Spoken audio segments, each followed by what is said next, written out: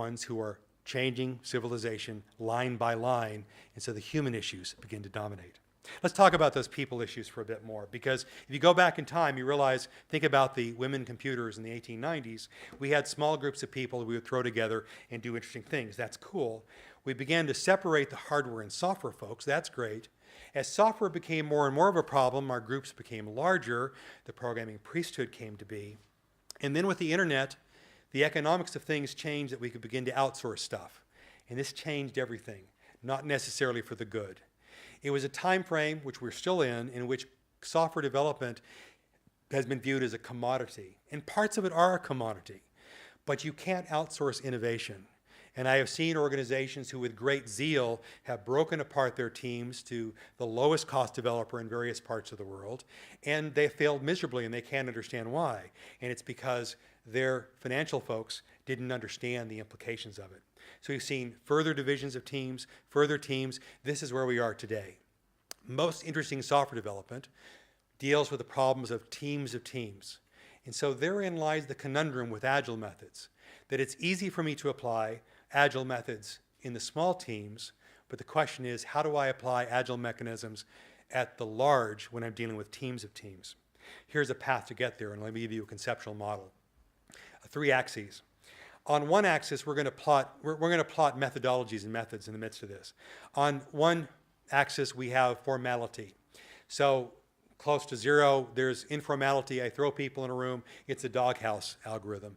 The Nike approach, just do it. At the other extreme, it's I'm building, something that your life depends upon. All right, in fact, here's a story that I just come to think of.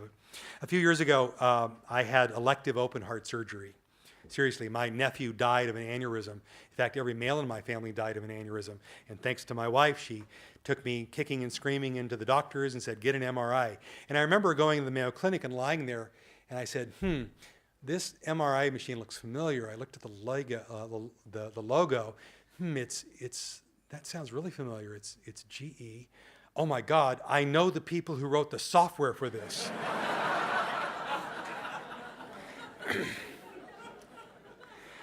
But they used the UML, so I was happy. So I was very happy they used formal methods. So that's one level of formality. The next is that of risk.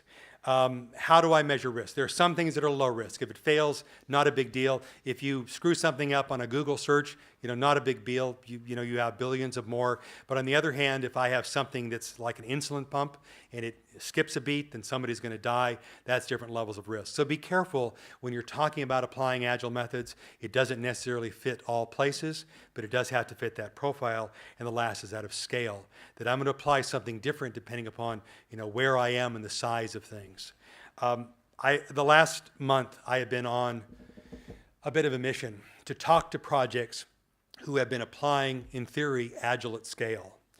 And I have to tell you that my investigation's not done, but I haven't found anybody who's really done it truly at huge scale. I find lots of small projects that are teams of teams, but not huge projects. So if you've got one that you can claim that from nothing to where you are now is completely Agile, please talk to me, because I have not found such evidence.